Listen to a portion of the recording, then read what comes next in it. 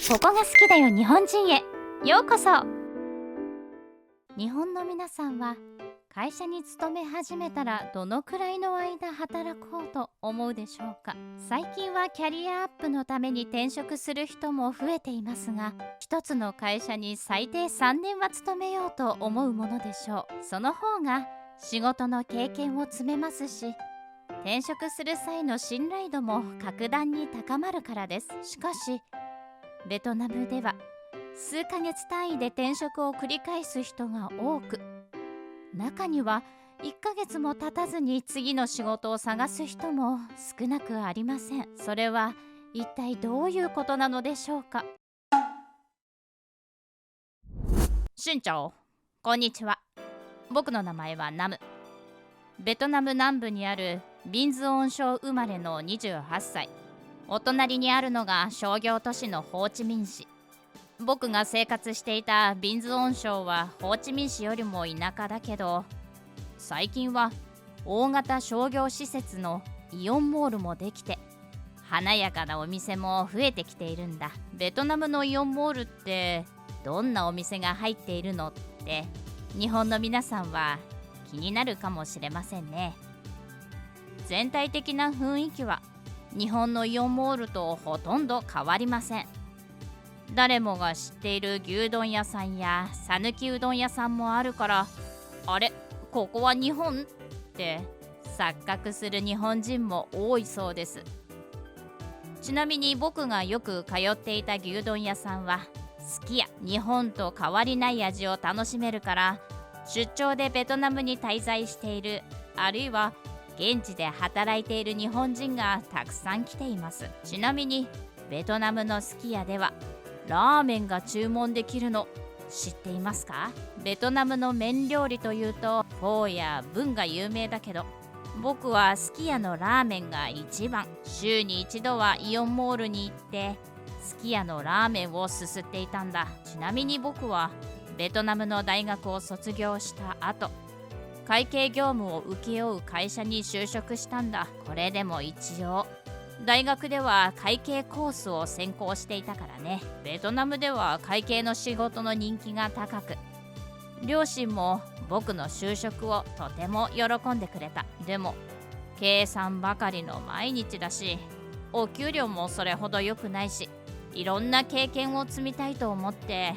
3ヶ月で辞めてしまったんだ。次に僕がついたのは工事現場の仕事で、いわゆる力仕事。大学で会計を学んだのにどうして力仕事なのって不思議に思うかもしれません。答えは簡単で、危険を伴う仕事だからお給料が若干だけど良かったんだ。でも毎日家に帰るとクタクタだし、シフトが夜になることも多かったから半年で辞めてしまったんだ。その後はショップ店員をやったり、バイクの配達員をやったり、会計の仕事に戻ったり、20代の間にやった仕事の数は10以上に上るよ。ここまでの僕の話を聞いて、そんなに仕事を転々としていたらいつまで経っても安定した仕事にはつけないじゃないって心配になるでしょうね。実はベトナムって転職の数が多ければ多いほど経験があるとみなされるんだ。あとは仕事のやりがいよりお給料を重視するから、ちょっとでも条件のいい求人を見つけたら速攻退職するのも当たり前。そういう理由で僕は20代の間は好条件の仕事を求めて仕事を転々としていたんだ。そんな時、僕が次の転職先に選んだのが日本からベトナムに進出してきた会社。日本の商品をベトナムに輸出する会社で、僕の仕事はベトナム語の書類を作成することだった。あれ、ナム君は日本語ができるのと思ったかもしれませんが、実はさっぱり。ベトナム語ができる上司の田中さんが翻訳してくれるから、日本語を使う必要がなかったんだ。とは言っても書類を作成する仕事はかなり大変で、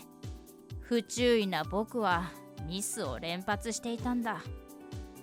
田中さんはその都度丁寧に教えてくれるけど、なんだか割に合わないなと思い、仕事を続けるのが面倒になってしまった。それでもっと楽に稼げる仕事を見つけようと、2ヶ月後に会社を辞めるって田中さんに伝えたんだ。すると田中さんは、すぐに辞めてしまったら何の経験にもならないよって答えたんだ。僕がミスばかりしているし、修正が多すぎてて割に合わないと訴えたら、田中さんはこう言ったんだ。これまで半年以上続けた仕事がないだろ。だから一つくらいはものにしないといつまでたっても割に合わないぞ。これまで僕は転職の回数が増えれば勝手に経験値が増えると思っていたんだ。そう考えるのは僕だけじゃなくて、ベトナム人がみんな持っている考え方でもあるんだ。だから僕は大学で会計を専攻したにもかかわらず、会計の仕事を極めることなく楽して稼げることを基準に仕事を転々としてきた。だけど実際の僕のお給料は上がることもあるけど下がることもあって、結局トントンというのが現実。しかも20代後半だというのに何ができるというわけでもなく、また仕事を辞めようとしている。黙り込む僕を見て田中さんは、せっかくのご縁なんだから日本語を勉強してみてはどうかと提案してくれたんだ。僕が日本語を勉強するのって正直なところびっくりしたよ。僕は牛丼屋さんのラーメンは大好きだけど、これまで日本語に触れる機会は今の仕事以外は全くなかったからね。田中さんは、日本の会社は従業員の育成を重視していて、最初は力不足でも徐々に成長できれば OK という方針ということが多いと言っていた。僕が勤めていた会社は社内で日本語教室を開催して無料で授業を受けられるんだ。将来日本語にも対応できるベトナム人が増えれば、その会社としても助かるからね。僕はその話を聞いて本当にびっくりしたんだ。だって無料の日本語教室を開催したところで長く働き続けるベトナム人は一体どれだけいるの？田中さんは、そのあたりは悩みどころだけど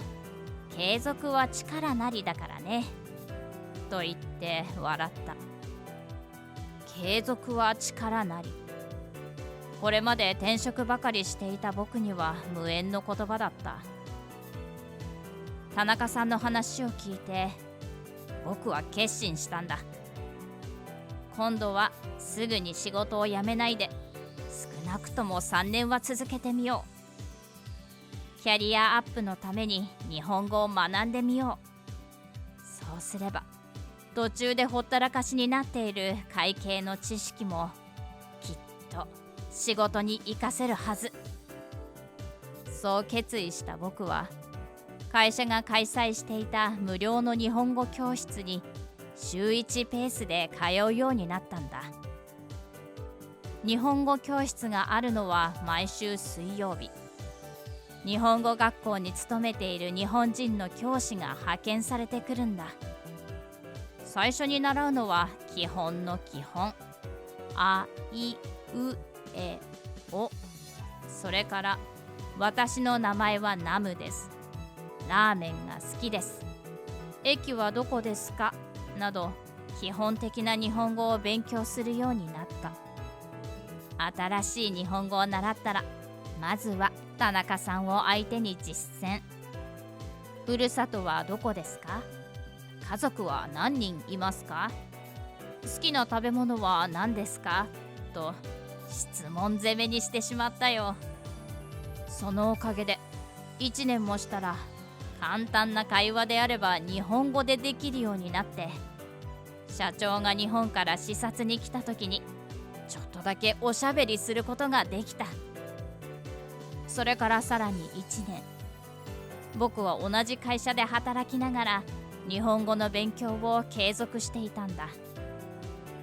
1ヶ月もしないうちに次の仕事を探していたこれまでの僕を考えるとびっくりするような変わりようだ。もちろん別の仕事に心が揺らぐことはあるけど、まずは今の仕事を3年続けようと誘惑を断ち切り、田中さんの下で書類作成の仕事に邁進。最初はミスばかりしていた僕だけど、今はかなり正確に書類を作れるようになった。作業のスピードも格段にアップしたから、こなせる仕事の量もかなり増えたよ。割に合わないと思っていたお給料だけど、できることが増えるにつれてちょっとずつアップ。これまでお給料に不満ばかり持っていて、楽に稼げることを重視していたけど、一つのことを続けるだけでこんなにも変わるんだって感動したんだ。それで肝心の日本語の授業はどうなったかって？ 2 年かかったけど、日本語の文法の初級編をすべて制覇。ビジネスで使えるほどではないけど、ちょっとしたコミュニケーションは難なくこなせるようになったんだ。そんな時、次はどうやってステップアップしようかって考えるようになったんだ。これまでの僕だったら早速転職活動を始めて、もっと条件のいい仕事を探すと思う。でも同じ会社に3年勤め続けたらどんな未来が待っているのだろう、興味が湧いたんだ。会社の日本語教室で習えるのは初級までだから、日本語学校に通って中級を学んでみようか。せっかく勉強を続けるなら仕事につながる目標が欲しいと思い、僕は田中さんに相談することにした。すると田中さんは、日本には本社の他に支社があって、数は多くないけどベトナム人の社員を雇用しているって教えてくれたんだ。でもそこで採用されるためには少なくとも日本語能力試験の N3 が必要とのこと。日本語能力試験には N5 から N1 があって、 N3 はちょうど真ん中。中級の途中までが N3 の範囲なので、もう少し勉強すれば合格できる可能性がある、田中さんは言っていた。そこで僕は日本に行って仕事をするために N3 合格を次の目標に据えて猛勉強を開始したんだ。今の会社に勤め始めて3年、僕は見事 N3 の試験に合格して宮城にある支社で働けることになったんだ。日本の会社で働くためには N2 や N1 が求められることが多いんだけど、田中さんの下でやっていた仕事が評価されたとのこと。